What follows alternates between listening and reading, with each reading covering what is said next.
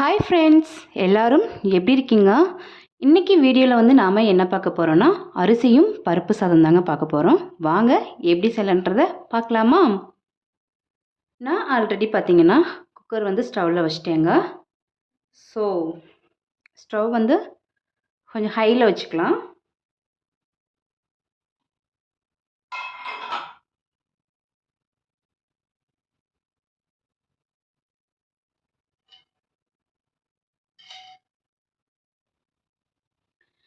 நான் வந்து பார்த்தீங்கன்னா குக்கர் வந்து ஹீட் ஆகிடுச்சுங்க. நான் ஆயில் சேர்த்துட்டேன். இந்த டைமில் நம்ம என்ன பண்ணுறோன்னா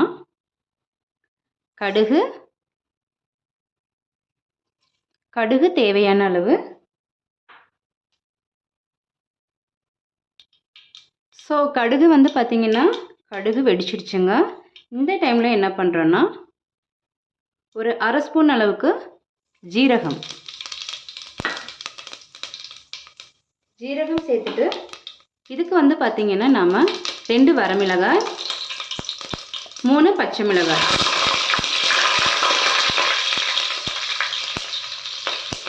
பூண்டு,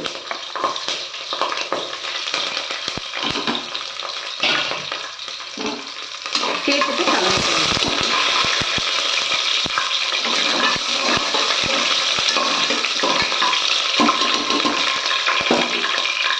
இப்போ என்ன பண்ணுறோன்னா நான் 2 பெரிய வெங்காயம், சின்ன சைஸ் தான், நீங்கள் பெரிய சைஸாக இருந்தாலும் 1 போதும். நான் 2 எடுத்திருக்கேன். 2 பெரிய வெங்காயம் நீல வாக்கில் கட் பண்ணியிருக்கேன்.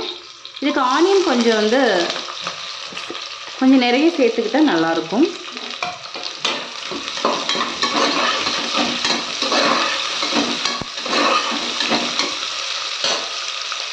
நம்ம அந்த ஜீரகம் சேர்க்குறோம் இல்லையா, ஸோ அந்த அரோமா வந்து நல்லாயிருக்கும். இப்போ என்ன பண்ணுறோம் அப்படின்னா கறி லீஃப் சேர்த்துக்கலாம். 2 கொத்து.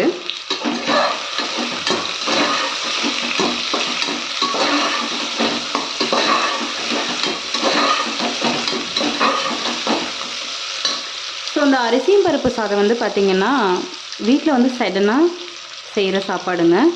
ஸோ நானும் இன்றைக்கி அப்படி தான் செஞ்சிட்ருக்கேன். ஸோ இந்த சாப்பாடு வந்து சூப்பராக இருக்கும், அல்டிமேட்டாக இருக்கும். என்னோடய வீடியோஸ் வந்து உங்களுக்கு பிடிச்சிருந்தது அப்படின்னாக்கா ப்ளீஸ் சப்ஸ்கிரைப் பண்ணிவிட்டு வீடியோஸை வந்து ஸ்கிப் பண்ணாமல் பாருங்கள்.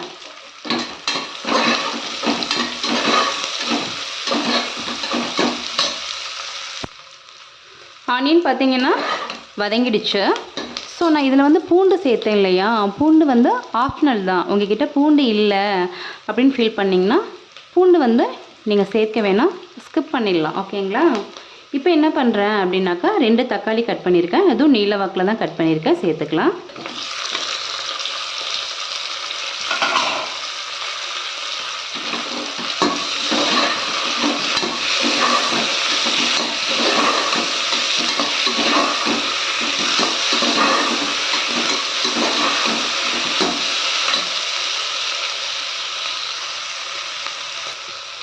இப்போ தக்காளி வந்து வதங்கிடுச்சுங்க. இந்த டைமில் பார்த்திங்கன்னா நம்ம பெருங்காயம் சேர்த்துக்கலாம்.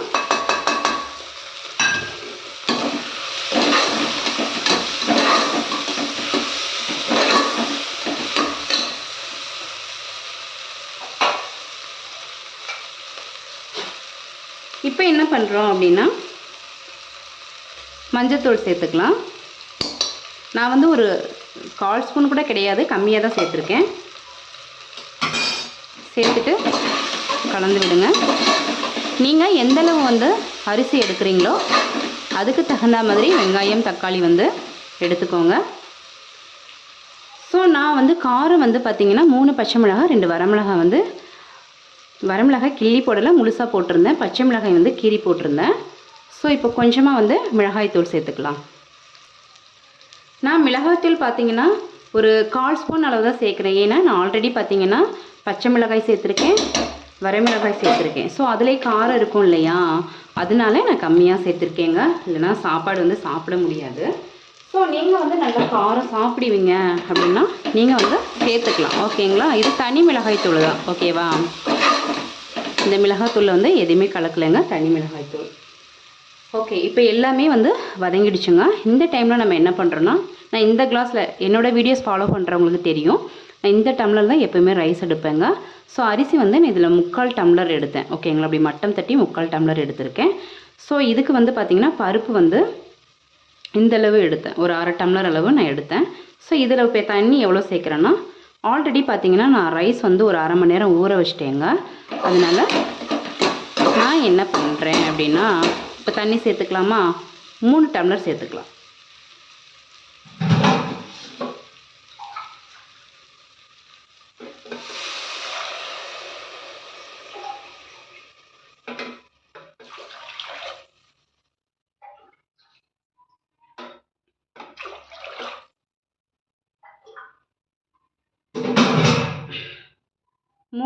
அதுக்கப்புறம் பார்த்திங்கன்னா ஒரு 1/2 டம்ளர் சேர்க்குறேன். ஓகே, அவ்வளோதான்.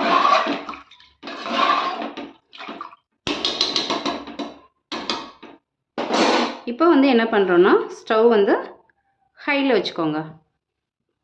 தாளிக்கும் போது என்ன பண்ணுறோன்னா, நம்ம சிம்மு வந்து ஸ்டவ் வந்து கடுகுலாம் போடும்போது சிம்லையும், தக்காளி வெங்காயம் போடுறச்ச வந்து ஓரளவு வந்து ஹையில் வச்சுக்கணும். இந்த தண்ணி வந்து கொதிக்கணும் இல்லையா, அதனால் ரொம்ப ஹையில் வச்சுக்கலாம்.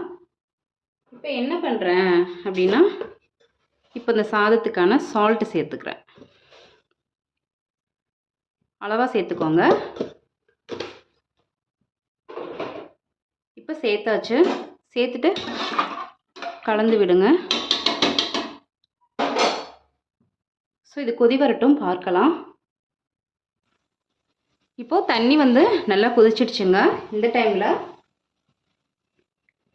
நான் வந்து அரிசி பருப்பு ஊற வச்சு கழுவி வச்சிட்டேங்க.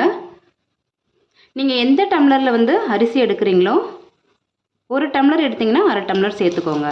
பருப்பு இது வந்து துவரம் பருப்பு. பிகினர்ஸ் வந்து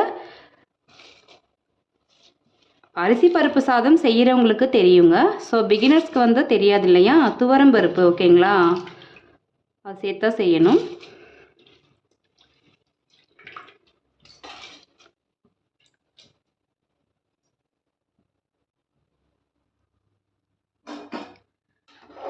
ஸோ அரிசி வந்து எல்லாமே சேர்த்தாச்சுங்க.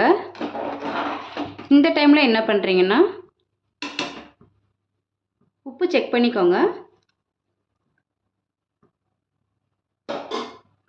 ஓகேங்க, எனக்கு கரெக்டாக இருக்குது.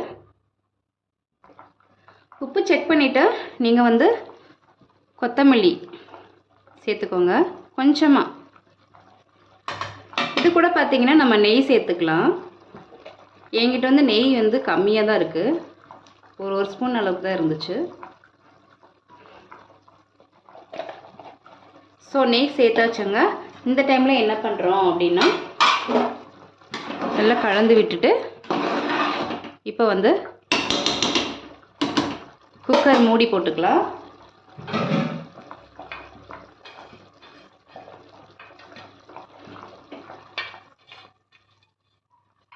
குக்கர் மூடி போடும்போது ஸ்டவ் வந்து சிம்மில் வச்சுக்கோங்க. போட்டாச்சு. ஸோ இந்தப்போ குக்கர் மூடி போட்டுட்டு வெயிட் போட்டுக்கலாம். இப்போ இது வந்து ஒரு 4 விசில் வரட்டுங்க, நம்ம வெயிட் பண்ணி பார்க்கலாம். இப்போ ஹை ஃப்ளேமில் வச்சுக்கலாம். ஓகேங்களா, நாம் வந்து குக்கர் வெயிட் போட்டு வெயிட் பண்ணோம் இல்லையா, 4 விசில் வந்து வந்துடுச்சுங்க. ஸோ இன்னும் வந்து விசில் அடங்கலை. ஸோ விசில் வந்து கம்ப்ளீட்டாக அடங்கட்டும். அதுக்கப்புறம் வந்து நம்ம குக்கர் ஓப்பன் பண்ணி பார்க்கலாம். இப்போ குக்கர் வந்து ஓப்பன் பண்ணி பார்த்துடலாமா?